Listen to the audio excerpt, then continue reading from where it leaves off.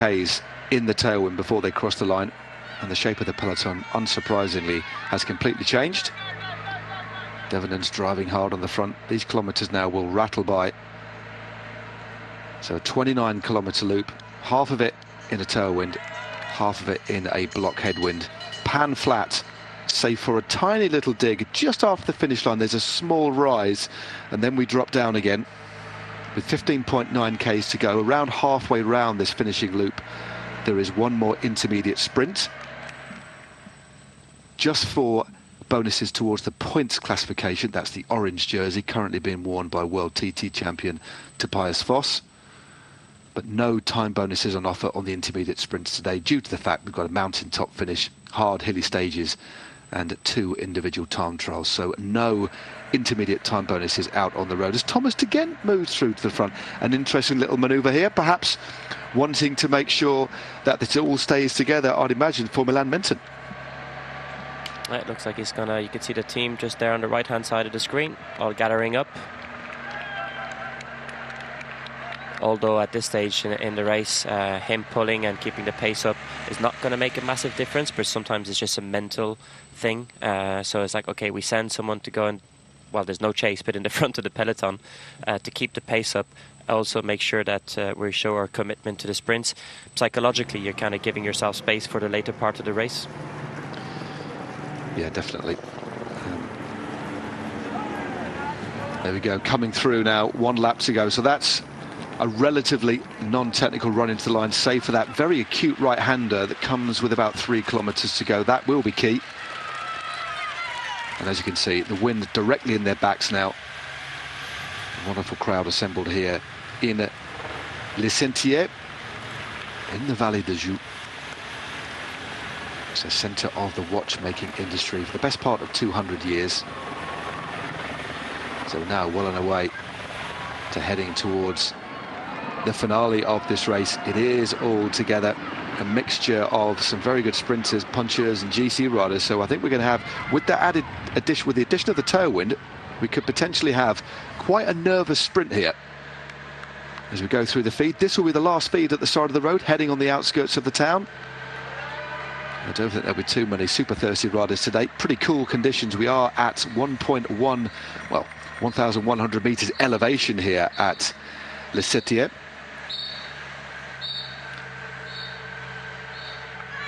Would it be, given the situation here, given the fact we have got these sprinters stripped out, Nico, do you think that some teams will be thinking, right, okay, who have we got in our team? Who's going to put their hand up and have a go here? Teams won't just simply sit back. With the importance of accumulating points, especially in a World Tour race, decisions will have been made on the road for riders to go for it, and teams will have ultimately to reconfigure. Yes, although it's often very clear who is the fastest man of the group, but they will have to talk during the day, and they will say, okay, Venturini, you can have a go, and Mickey Shar, you stay with our GC rider or whatever, and that's the kind of information you will get probably about 50-60k to go once the race was already shaped. Lovely slow-mo there of the group passing through our finishing line here in Les Sentiers. There's a Belgian that leads them through. As you've mentioned about the UCI points, a lot of the teams were caught up last year when they all added up in the month of September, and teams some of the teams were in panic mode and very surprised to see themselves at the very bottom of the rankings. And this year teams are taking the early points a lot more seriously and battling every single point to make sure that they're not caught out or running behind by the end of the season. A lot of the bigger teams always plan their points on the Tour or the Grand Tours, but if it doesn't go right, then you're on the back foot, and it's very difficult to get those points back. So this year we already noticed a lot of the teams just battle for every single point, regardless of how important or how small the team is. Do you think, Nico, as well, that's one of the many contributing factors towards that's shaping the different racing style, that how fast these races are going at? Do you think there's so much competition to get up the road and to get riders in a potential winning position, or at least have riders up the road so then their leaders can win? Because races are moving a lot quicker, they're far more aggressive than previously, although today I think it's fair to say this has been a little bit more of a traditional shape, although I didn't expect the breakaway to be absorbed so quickly. Clearly teams like Ineos Grenadiers minded to shake things up, get rid of the sprinters midway through, and that's exactly what happened. So Ineos Grenadiers, as well as EF Education and Lotto Soudal, potentially the teams to benefit the most from that. But what do you think?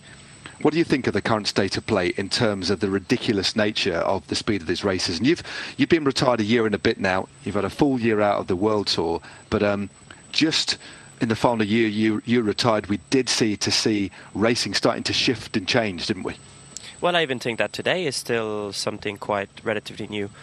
10 years ago, you would have seen the big sprinters team in the front. They would have let the 5 riders take 6 minutes or 7 minutes and then ride their way, slow down, take the front of the race, slow down on the climbs, go fast on the flatter bits, pace themselves again and try and keep the peloton together. It was very rare that you would see a team almost 80k to go just put the hammer down. You would only see that in maybe the Tour de France for a battle for the green jersey, and that would be one of the only cases where you would see that scenario where teams would take it on so early into the race, especially on a short stage race like today. Normally teams would, like I said, they would have had a long breakaway, let the break open up a substantial gap, and then kind of talk together in the morning, and then the teams would kind of get together. So you would imagine Israel and Astana would block the road, and they would start then riding together. None of that today. I think the way the racing is starting is, why is it so fast, is because at the moment there's very few opportunities for riders to win a bike race. If you look at the big 5, the big 7 races, big riders in the world, they win 60 or 70% of the races. So your only chance is by trying to go on the breakaway, or else your race is already lost. Yeah, interesting stuff indeed.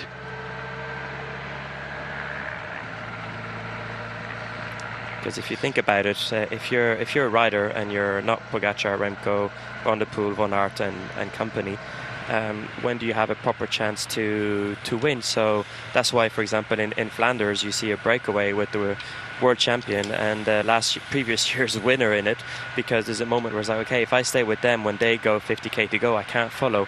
At least if I go in the breakaway, I may have a chance to follow. And you start seeing these stronger and stronger breakaways going a lot later into the race, as we have an eye now on the sprinters group, we'll call it.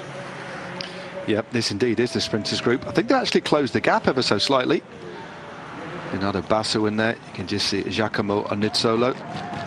Just want to get this stage done and dusted by the looks of things.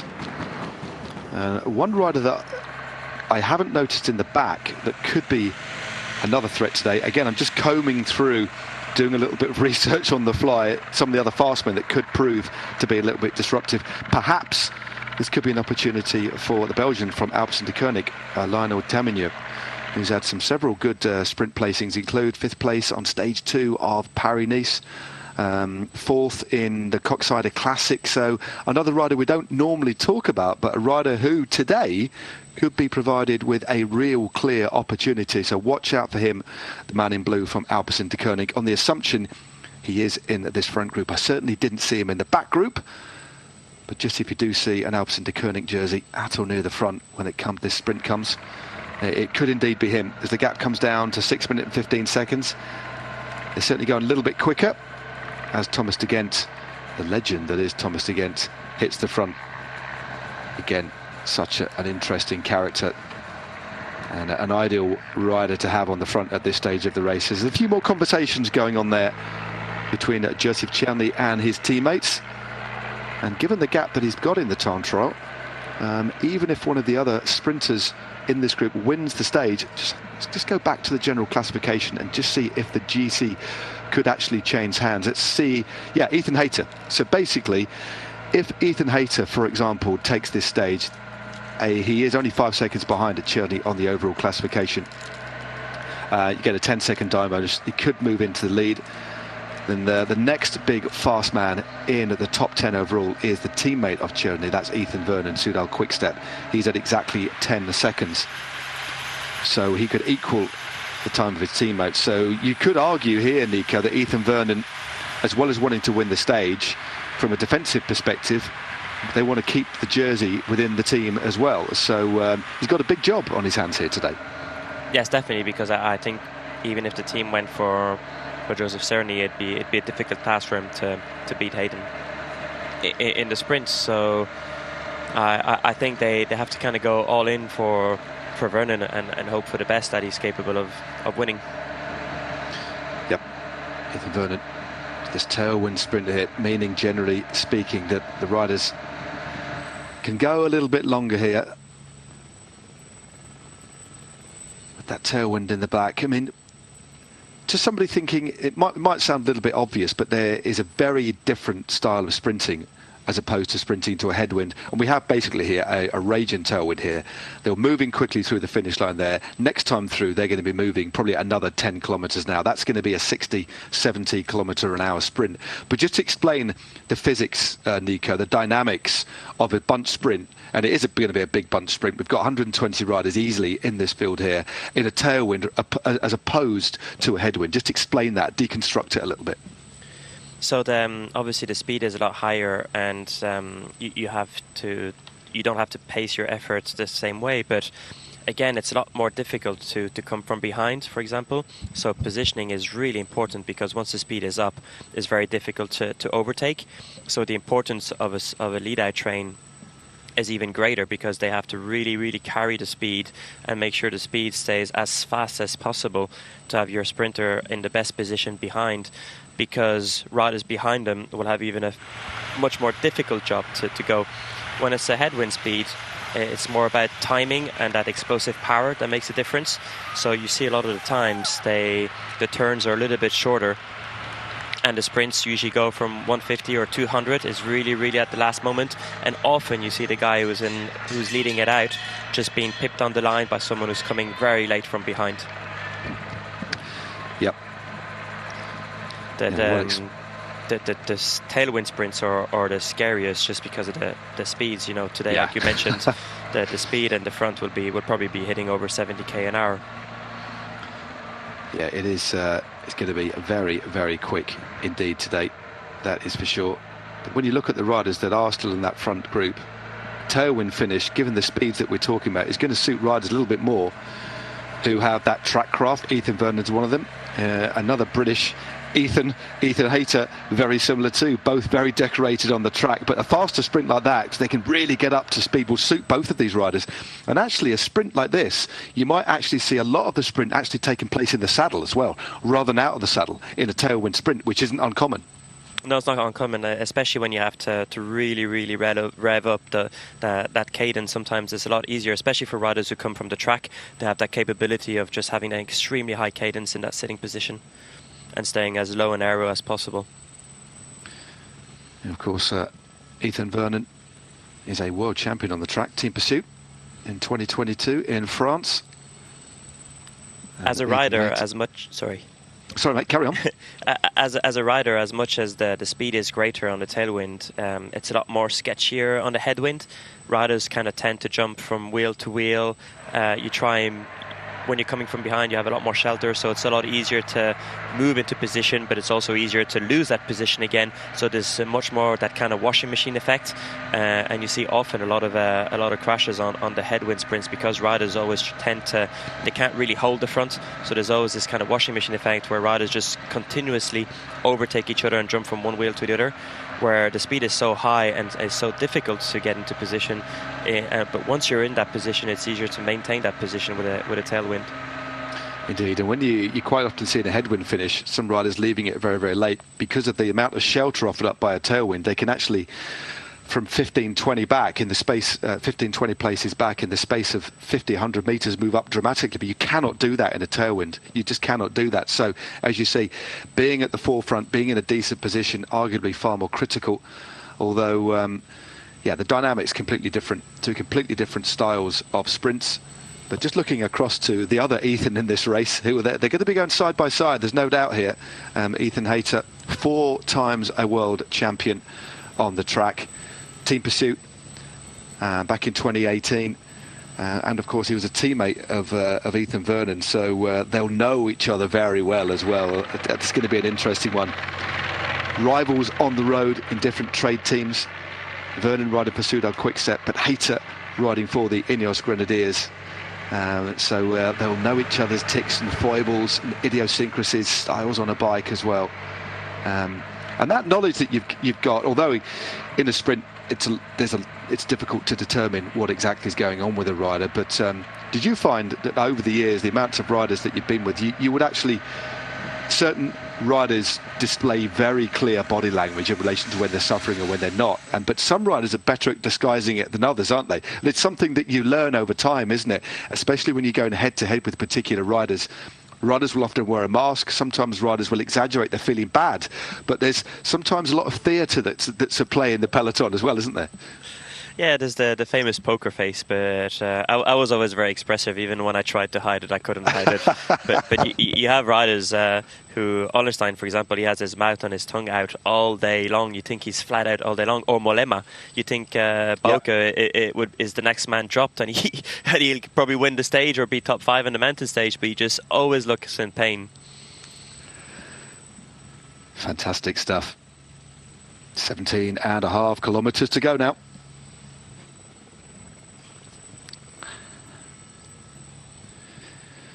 Well, there's certainly going to be some faces in this sprint, that is for sure, as they continue on this circuit around this beautiful lake.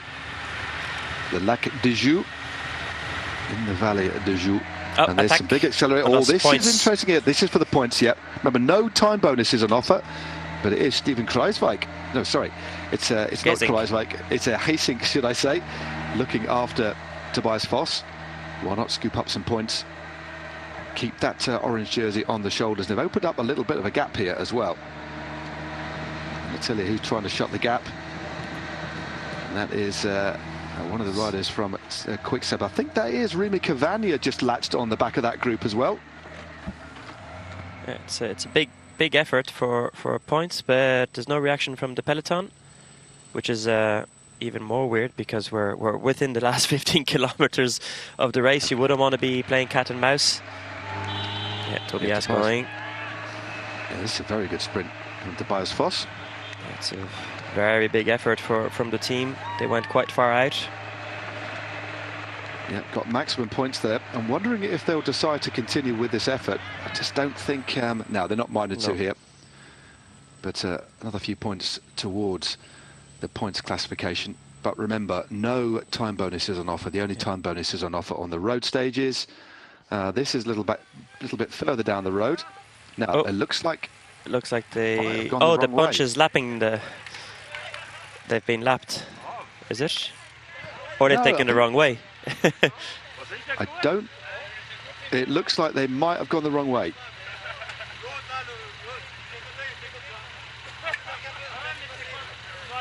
Yeah, I think by the body language of the marshal there, they've actually gone the wrong way, because there is no T-junctions on this finishing circuit. So a little bit of confusion there. They'd shut the gap to around 5 minutes, not that they were going to close it, but Basso, Nizzolo and the rest have clearly, at some point, off camera, been taken ever so slightly off course there. So, but again, not critical to the race. Perhaps just a little bit comedic, but I'm sure they'll find their way back, Nico. But it's not I'd say it's not uncommon. It shouldn't happen, but from time to time, you do see it. I remember years ago in the Tour of Britain, the Kellogg's Tour of Britain, somebody had moved a signpost in the centre of Birmingham, and the whole race ended up in a Tesco's car park, and it took us an hour to get out. So that was going back 20 odd years, Nico. I think that's just before you were racing. Perhaps you were a junior back then, mate, but that was quite interesting. No, look, they're on the course. They're back on course now. They're back on course. So very strange. Very strange. There we go. 15Ks to go for the leaders. I'm not too sure exactly at all what's happening. Try and work that one out for yourself. We've got no additional information. But there's traffic coming the other way. Perhaps. No, there is. Yeah. Oh, there we go. Well, it's a rolling road closure, isn't it, on here? So they're essentially riding in a vacuum. And because the gap's at 5 minutes, and again, this is another point just worth explaining. In the Giro, in the Tour de France, and some of the big monuments, the big classics, the roads will be closed for hours. Tour de France, 5 hours in front. The roads are completely locked down. But in a smaller stage race, you will have a rolling road closure, where for a couple of minutes up ahead the road is closed and then reopened a couple of minutes behind the peloton. And there generally is an agreement that once there's a gap to the last group and the front group, it's Thomas Gloag there who was in second position, then Casper Pedersen it was in third, taking some valuable points towards the points classification, that they actually can be left to their own devices in terms of obeying the rules of the road, and that is quite an interesting one. So a rolling road closure here. I'm not too sure exactly what happened, but it did look as if there was ever so slightly taken off course. But no change at the front as we look at a replay of Tobias Foss and Thomas Gloag, the British rider, taking a fine second place there. And then Casper Pedersen just behind there for Soudal Quick-Step taking third. So that should see him in a strong position. I'm wondering now if Tobias Foss might try and give it a nudge in the sprint, or just because it's a tailwind finish, just stay in the wheels, could roll a top 10. Yeah, he said he wasn't in the top condition and he wanted to find condition, so maybe he's just looking for any excuse to top up and get an extra effort in. We can just see now the peloton is bunching up. The fighting for positioning started. You could see the Grenadier boys on the right and the Soudal Quick-Step train just getting in line there, right in the middle. And then some of the GC teams moving up with the UAE and Jumbo-Visma just being there to protect the riders, and just behind them on the left-hand side of the screen, the Bahrain Victorious. Yeah, in the centre, as you said, the team of Juan Ayuso and Adam Yates. Ayuso did a superb ride. Mikkel Bjerg was the quickest rider for the men in white and black. Bjerg finished 9 seconds behind Joseph Cioni yesterday. He's currently sitting in 7th place overall. Ivo Oliveira was 9th at 9. Adam Yates 32nd at 19 seconds. Not a bad ride from him, but I think the most impressive ride of all of the GC riders, especially considering that the 20-year-old Spaniard hasn't raced since suffering from that nerve injury after the Vuelta, straight back into his stride with a fine 13th place in the opening prologue. So Ayuso, although we're yet to hit the mountains yet, certainly looking good. But for that squad, with the fact they haven't brought a sprinter with them, it's all about making sure everybody finishes in one piece and they don't get hooked behind any lazy splits. And then a tail crosswind finish, especially with that almost dead turn, Nico, with about 4Ks to go. Splits aren't uncommon, are they? No, they're not. Although I think when the bunch is reduced like this on day 2 of a race, people do fight for every single meter. You can the splits or more when you're in a longer stage race, especially in the Tour, the Giro or the Vuelta in the 3rd week, where the legs are tired and you've done your work and you don't really care about sprinting to the finish, so you kind of suddenly just randomly just swing out the line, and that's when you have the splits. But that's when it's very difficult for GC riders the 3rd week not to get caught out for these precious seconds. Today on a real flat stage like this, even 4K to go, I think they will sit up in the very back of the peloton, but in the front I don't think we'll see any of the splits. Yeah, I do agree with you. But like you say, then they're not taking any chances, like we said before, on the approach to the foot of the final climb.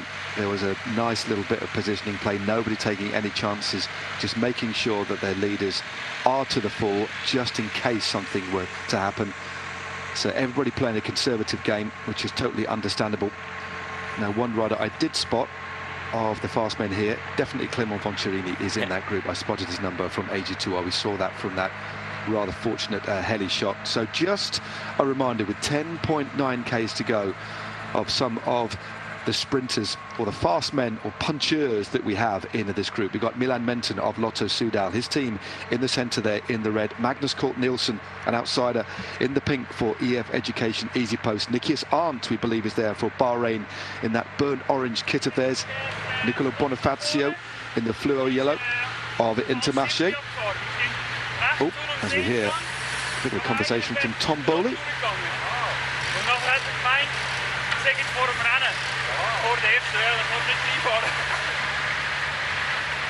I think Tom Bowley was actually talking, was that Flemish? No, Swiss-German. Was it Swiss-German? Okay. Yeah. Blimey, thank you, Nico. Yeah, Tomboli speaks, I think, 5 or 6 languages. There we go. Yeah, I thought I was good with 4, but he beats me. So Tomboli having a conversation with our motorcycle pilot there, but just going back through some of the riders to watch out for. Bonifacio in the fluo kit of Intermarché, one to go about. Ethan Vernon, we've talked about him, not in the traditional kit of Soudal Quickstep. He's in the white jersey of Best Young Rider, the Brit. His fellow Brit with the same first name, Ethan Hayter of Ineos Grenadiers. Also watch out for him. And a couple of outsiders, Clement Venturini in the white of AG2R Citroën, and also another rider to potentially look at in the navy blue of Alpecin Deceuninck is Lionel Tamigno of Belgium. It is at the moment Soudal Quickstep on the right. Cofidis also moving through in the centre. Just looking at some of the riders there. Maybe Perez potentially, Eddie Finn. Let's have a little look at, maybe have a comb through. Again, Cofidis, no out-and-out sprinter, but as we talked about earlier on, given the fact so many fast rods have been stripped away, teams are now presented with a real opportunity to do something a little bit different. And Cofidis clearly minded to maybe put somebody up in front. Who do you think from their lineup, Nico? Well, there's definitely Izagirre there with the jersey with the no numbers on, or just underneath. But I don't know. I was thinking maybe Perichon. Yep. Well, Simon Geschker is the one in the front. But why not Perichon? Yep. Number 56 is Anthony Perez. Number 53 is Eddie Fine. Yeah, I think Perez actually. Recently second in Cholet, Pays de la Loire. No, it's not Perez. He's going to take his turn now. That's Perez in the front now. Yeah, he's a fast man on his day, though. He's had some good results this year. And he's had a win as well in the Form Rome Classic this year. That was a hilly race. Won that on his own. Won that solo. So clearly a man in good form. He seems to go for Eddie Fine, but I'll be honest. Just by looking at the position of the riders on the wheel, but I don't know how fast Eddie Fine is. But he seems to be the one just there sitting in third position. So it looks like it's for him that they're going. It certainly does look like it, doesn't it? Eddie Fine was 8th in a race I did commentate on the other week, actually, one of the French Cup races, La Rue Tarangelle, 8th there. So it looks like it might be one for him. Yeah, because Izagirre is on the wheel, but he is riding to protect. That's a position to kind of protect the sprinter. So, okay, I think we can safely, well, not safely, 95% put down Eddie Fine from the Cofidis squad. Menton, Kurt Nielsen, Arndt, Bonifacio, Vernon, Hayter, Venturini, Tamigno and Fine are the riders to look out for. But given this finish, I don't see Bonifacio actually in the group. That was Calmejean 143. I thought that was Bonifacio, but yeah, I've not seen him. I didn't see him in the back group, and I've not spotted him yet. So, no. But if we do see an Intermarché jersey emerge from the melee as we head towards the finish, is definitely one to watch out for. He is their out-and-out fast rider. Unfortunately, though, Rui Costa from their team has retired from the race.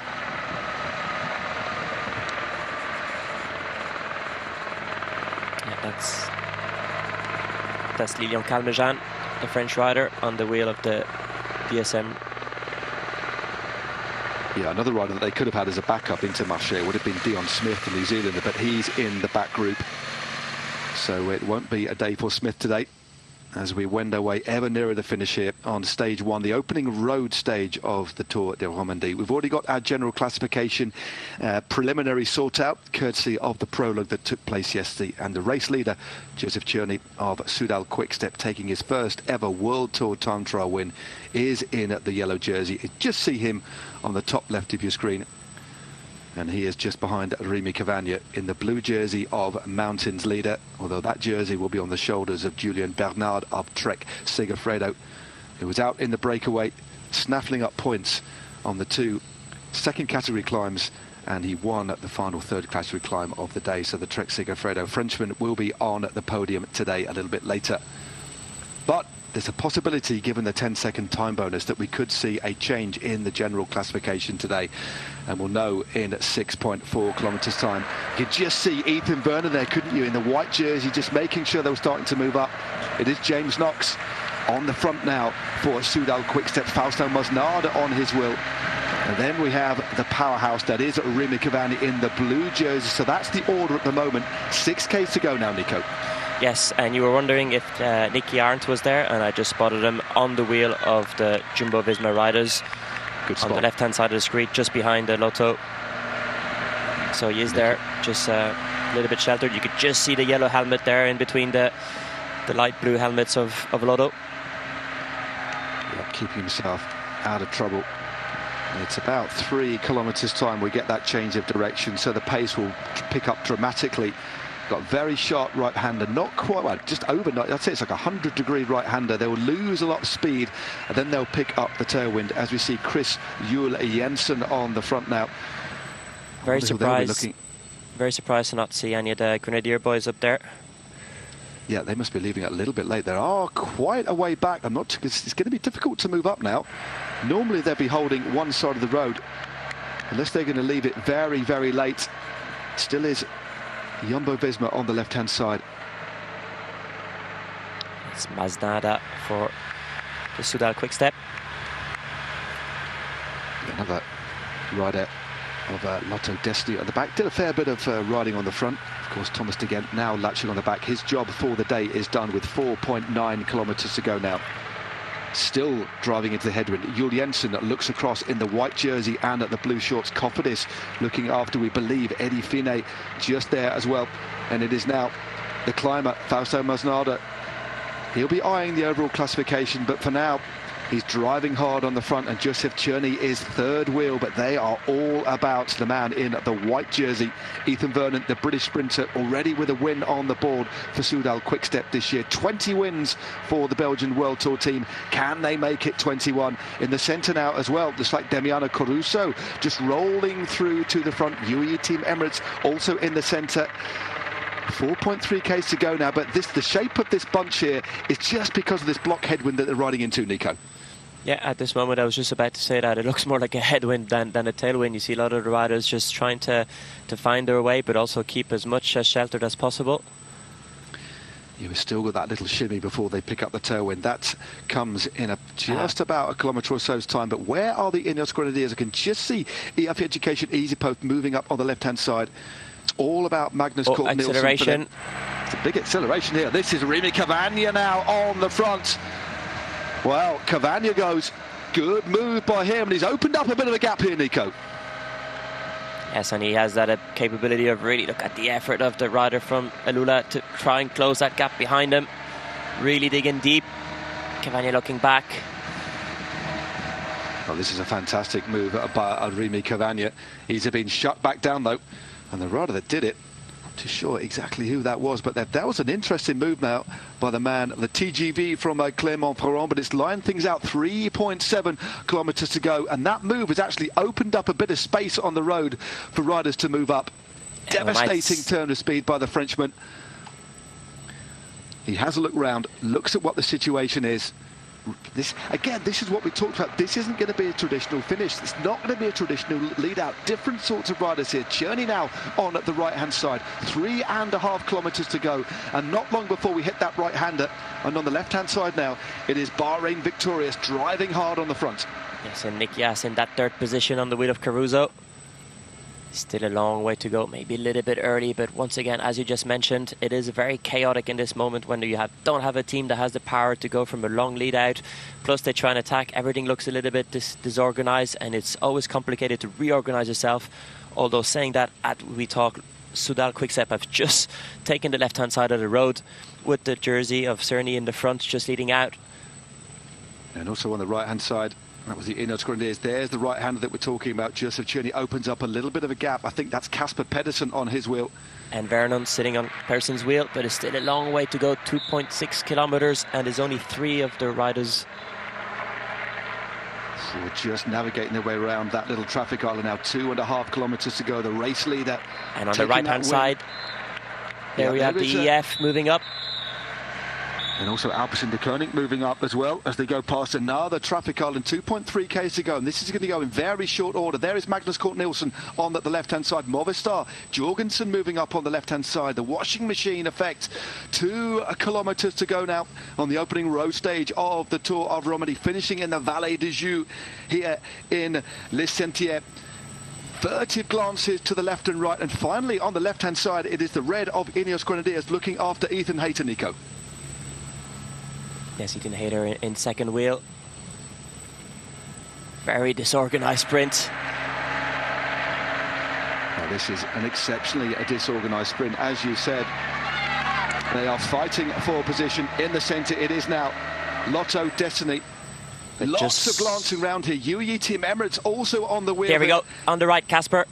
Pedersen just goes with the wheel, but just look at the speed. It is very difficult to move up. Gino Mader, 1k to go on the right. 1 kilometre to go now. And the rider on the front now is Mikkel Bjerg, the Dane, driving hard. Gino Mader on at the left-hand side. Casper Pedersen looking on his wheel. He's got Ethan Vernon in the white jersey. Also not too far behind is Nikias Arndt as well. Milan Menton also there for the red and blue of Lotto Destiny. But things are being wound up on the left-hand side, though. It is Team DSM looking like they're going early. And also being swamped on the right-hand side. So Casper Pedersen opened things up on the right-hand side. Ethan Vernon in the wheel of his Danish teammate as we head into the final last few hundred metres. Milan Menton is on the wheel of the British rider. Also Trek Segafredo in the mix. Pedersen opens things up on the right-hand side. Vernon stays on the wheel. The gap has now opened up. Vernon in the air. Also in there, Jonathan Narvaez as well for the Ineos Grenadiers. Vernon opened things up in the centre. Wow, it's opened up a huge lead. Takes a win 21 for Soudal Quickstep, and the man in white takes the win. Absolutely superb riding from the young British rider. Yes, exceptional timing, and how cool was Pedersen in those last kilometre, just timing it perfectly, not panicking, going through gaps when he needed to, looking behind him, making sure his leader was on the wheel, opening up on the right-hand side of the road, leaving the gap for Vernon to straight through the line. Congrats. Big congratulations there. When he did open up his sprint, Nico, the gap was foreshortened a bit. Once we get the aerial shot there, we will see that he won that by at least a couple of lengths. As soon as he stamped hard and opened up the afterburners, it was an emphatic sprint and statement that you'd ever want to see. Win number 2 this year for the youngster. Well, you could just see the speed and the cadence when he started stomping on the pedals, just get out. The cadence he had was just incredible. And it's something just so specific to this track work. Obviously, you could see the UAE rider that was on his side. He had to sit down into the saddle, keep that position seated, where Ethan Vernon was capable of actually getting out of the saddle and putting even more power and keeping the cadence up. They could say, let's have a look at that. Just take us through this. We've got the aerial shot here. This is where Vernon went. And just look at that. Look at the gap that he's opened up already. Yeah, and he's just so much power in the last 150 metres. I think the rider that's banging his bars is actually Thibaut Nice in second place there. A rider that we didn't actually talk about. So one heck of a ride from Thibaut Nice to place second. But there, just look at the power they're putting through the bike. Really interesting sprinting style that Ethan Vernon has. Hardly moves the bike from left to right at all, just stamps on the pedals. And look at the cathartic release of joy as he crosses the line. Yeah. A full length clear there. And Bardet in third position. Wow, fourth position. Not far off taking a time bonus there. We said it was going to be a chaotic sprint. And it wasn't for this man. It was a sprint that they absolutely nailed. Incredible sprint, very clean, straight to the line, no closing anybody into the barriers. Well done. Yeah, young Thibaut Nice there, taking a fine second place and a hatful of World Tour points. Now, the big question is, on countback, there's a 10-second bonus. Ethan Vernon started the day 10 seconds behind. Will there be a countback on the tenths of seconds to move him into the race lead, or will it be on stages 1? So we shall find out. Or it could be just on points countback, and there's more points for a road stage than for a prologue time trial. So that remains to be seen. But one thing's for sure, they've kept the yellow jersey, Nico, within the team.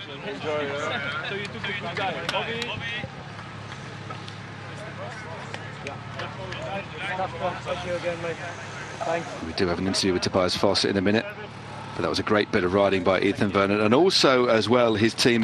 We've got an interview with Tobias Foss now.